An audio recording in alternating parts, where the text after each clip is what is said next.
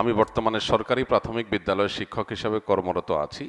সম্প্রতি একটি শরিয়া ব্যাংক, আল আরাফা ইসলামী ব্যাংকে ভালো পদে বেতনে চাকরি হয়েছে। এমত অবস্থা আমার কোনটি বেছে নেওয়া উচিত? উল্লেখ্য, এই দুটি চাকরির কোনোটি আমি চূড়ান্ত ক্যারিয়ার হিসাবে নিতে চাই না, যদি আল্লাহ তাআলা সরকারি প্রথম শ্রেণীর একটি হালাল চাকরির ব্যবস্থা করে দেন। ভাই আমার, আপনার ভবিষ্যৎ পরিকল্পনা যেটাই থাকুক না কেন, আমি বলতে চাই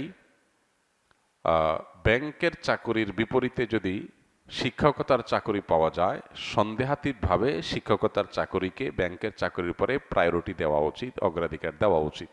প্রথমত, আমাদের মানসিকতার মধ্যে একটা জিনিস সেট হয়ে গেছে যে আমাদের অনেক টাকা দরকার। এই জিনিসটা আমাদের সবার মানসিকতার মধ্যে সেট হয়ে গেছে। ভোগবাদী পৃথিবীটাকে এমনভাবে সাজিয়েছে যে এখানে সবাই টাকা পয়সা কামাই করতে পারলে নিজেকে মনে করে আমি সাকসেস, আমি সফল। মানুষ সুখের পথ এটা নিশ্চিত করবার জন্য যতটা চেষ্টা করে তার চেয়ে বেশি টাকা কামাই করার চেষ্টা করে। অনেক কাজ আছে যে কাজে টাকা নেই কিন্তু সুখ আছে। এখন এই পৃথিবীতে অবশ্য আমরা চিন্তাও করতে পারি না টাকা না থাকলে আবার সুখ থাকে কেমনে, টাকা ছাড়া আবার সুখ হয় কিভাবে, আমরা চিন্তাই করতে পারি না। এখানে চলে আসে নবী সাল্লাল্লাহু আলাইহি ওয়াসাল্লামের সেই হাদিস, যেখানে তিনি বলেছেন, লাইসাল গিনা বিকাসরাতিল আরদ ওয়ালাকিন্নাল গিনা গিনান নাফস। অনেক সম্পদ এটার মালিক হয়ে যাওয়া, এটা মূলত ধনী হওয়া নয়। আসল ধনী হওয়া হলো মানসিকভাবে ধনী হওয়া। কোনো মানুষ যদি অল্প পেয়ে সে যদি বলে আলহামদুলিল্লাহ, আমারটা যা পাইছি এটা নিয়ে আমি অনেক সুখী, আমার আর চাহিদা নাই আল্লাহর কাছে, আমার তৃপ্তি আছে, আমি আল্লাহকে শুকরিয়া জানাই, আমার আর দরকার নাই, এই লোকটা ধনী। কারণ তার আর অভাব নাই, তার অন্তরে কোনো সংকীর্ণতা নাই, সে ধনী। আরেকজনের অনেক আছে কিন্তু এরপরও তার যদি আরো চাহিদা থাকে তাহলে সে ধনী না, সে মূলত গরিব, কারণ অভাব আছে। তো এই জন্য কিছু কিছু কাজ আছে যে কাজে টাকা নাই কিন্তু প্রচন্ড তৃপ্তি আছে। যেমন শিক্ষকতা, আমি একজনকে একটা জিনিস শেখাবো, কিছু মানুষকে কিছু জিনিস শিখাবো, তারা ভালো কিছু শিখবে, তাদের জীবন গঠন করবে। আমি একজন স্কুলের শিক্ষক হব, স্কুলের ছেলে মেয়েদের, বাচ্চাদেরকে আমি পাঠদানের ফাঁকে ফাঁকে তাদের মধ্যে ভালো মানুষ হওয়ার প্রেরণা এটা জাগ্রত করে তুলব। হয়তো একটা বাচ্চা ছেলে সে আমার সঠিক গাইডলাইন পেয়ে আল্লাহমুখী হয়ে যাবে, ভালো মুসলিম হবে, ভালো মানুষ হবে, তাহলে আমি এখানে একটা ভালো ইনপুট দিতে পারলাম, এর আউটপুট আসবে, খুব ভালো কিছু আশা করা যায়।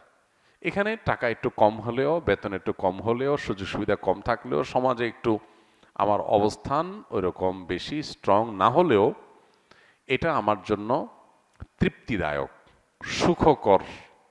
এর বিপরীতে আরেক জায়গায় আমি সার্ভিস দিচ্ছি কোম্পানিকে, বিনিময়ে কিছু টাকা পাচ্ছি, সেখানে আসলে সমাজ, ব্যক্তি, মানুষের প্রতি আমার কোনো বিশেষ